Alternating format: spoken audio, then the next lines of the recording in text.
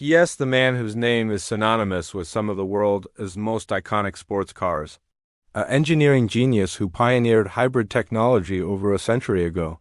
But behind the celebrated Porsche brand lies a much darker, more complicated story, a story of ambition, innovation, and a troubling pact with one of history's most monstrous regimes. This is the untold story of Ferdinand Porsche. Our story begins not in Germany, but in the Austro-Hungarian Empire on September 3, 1875. Ferdinand Porsche was born in Mafferstorf, a town in Bohemia, which is now part of the Czech Republic. His father, Anton, was a successful tinsmith, and young Ferdinand was expected to follow in his footsteps. The family business was thriving during the Second Industrial Revolution, a time of incredible technological change. But tragedy struck when Ferdinand's older brother, Anton Jr., died in a workshop accident.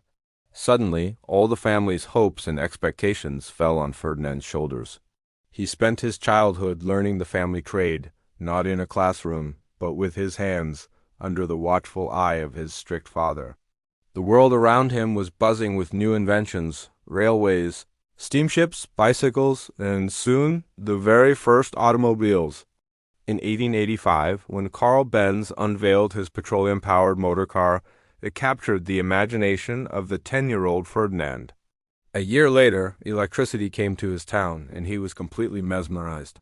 He would pester the technicians with questions and secretly build his own electrical circuits in the attic. He even managed to wire the entire family home, a feat that initially infuriated his father but eventually won him praise from local industrialists. It was clear his destiny wasn't in tin work. At 18, Ferdinand packed his bags for the big city. He moved to Vienna in 1893, landing an apprenticeship at an electrical company. He never formally enrolled in the university, but he snuck into lectures at the Vienna University of Technology, soaking up as much knowledge as he could. As cars started to appear on Vienna's streets, his focus shifted from power grids to motors. He had a revolutionary idea: a wheel hub motor, an electric motor built directly into the wheel of a vehicle. This invention was his ticket into the automotive world. In 1898, his growing reputation got him a job with a coach builder named Ludwig Lohner. Together, they created something truly astonishing, the Lohner Porsche. It was one of the world's first hybrid cars, combining a petrol engine with electric motors decades ahead of its time. These cars were technological marvels, showcased at international expos and even entered into races. Porsche even briefly served as a driver for Archduke Franz Ferdinand, whose assassination would later trigger World War I. This connection to the imperial family certainly didn't hurt his career. Despite their technical brilliance, these early electric and hybrid cars were expensive and complex. They couldn't compete with the mass-produced petrol-powered cars that Henry Ford was starting to churn out in America. The future, it seemed, belonged to the internal combustion engine. In 1903, Ferdinand married Aloysia Kays, and they would go on to have two children, Louise, and a son named Ferdinand Anton Ernst, who everyone would come to know as Ferry. By 1906, Porsche was ready for his next challenge. He joined Austro-Daimler and worked his magic, transforming the company into a force in both racing and military manufacturing.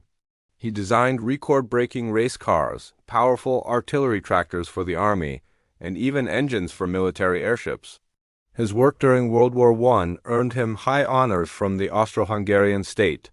But when the war ended and the empire collapsed in 1918, the country fell into economic chaos and Porsche's military contracts dried up. He continued designing cars, and in the early 1920s he moved to Stuttgart, Germany to join Daimler. He was a key figure in the 1926 merger that created the legendary Daimler-Benz. But his revolutionary and often expensive ideas clashed with the company's more conservative board. In 1928, he was dismissed. After a brief stint at another company, Porsche decided to go it alone. In 1930, right in the middle of the Great Depression, he founded his own independent engineering consultancy in Stuttgart. This was a pivotal moment. The political landscape in Germany was in turmoil, and the rising Nazi Party was gaining power. Soon, Porsche's path would cross with that of Adolf Hitler. In the mid-1930s, Porsche became deeply entangled with the Nazi regime's grand projects. His most famous or infamous creation from this era was the Volkswagen, the people's car. The idea was to create an affordable car for the average German family, a symbol of the new Germany. His close relationship with Hitler gave him immense power and influence. He was granted German citizenship and showered with honors, but this came at a terrible price.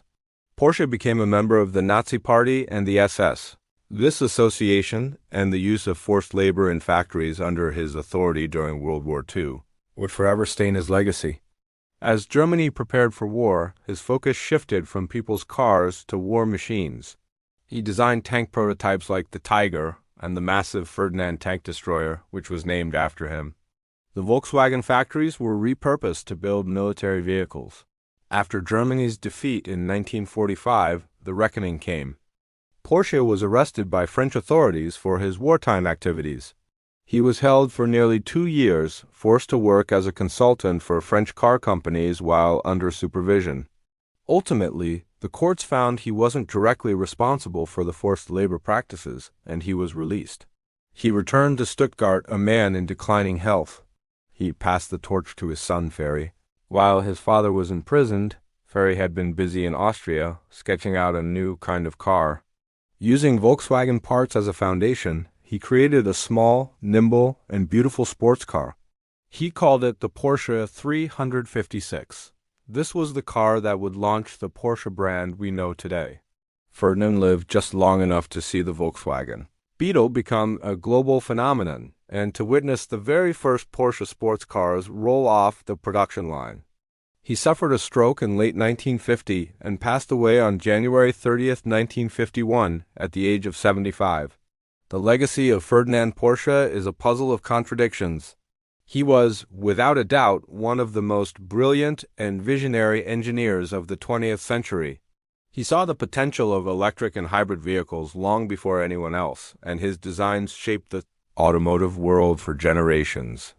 But his moral failings and his collaboration with the Nazi regime cast a long, dark shadow over his incredible achievements. He remains a figure of both genius and profound compromise, a visionary designer forever linked to a history we must never forget. Thank you for watching. If you found this story interesting, please like, subscribe, and hit the bell for more deep dives into history's most fascinating figures.